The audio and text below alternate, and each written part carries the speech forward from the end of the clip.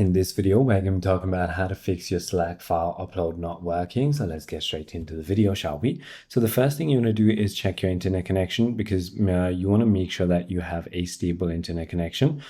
Unstable or slow internet can cause this problem.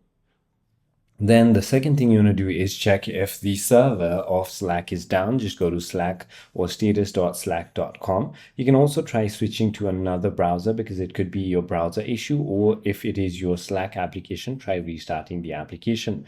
If you're using any browser, clear your browser cache and cookies. Also check file size and type limits as well, because our free plan only lets you upload up to 1 GB per file. Paid plans let you upload up to 20 GB per file. And also check file type restrictions. If you use any kind of ad blockers or any extensions, disable all of that.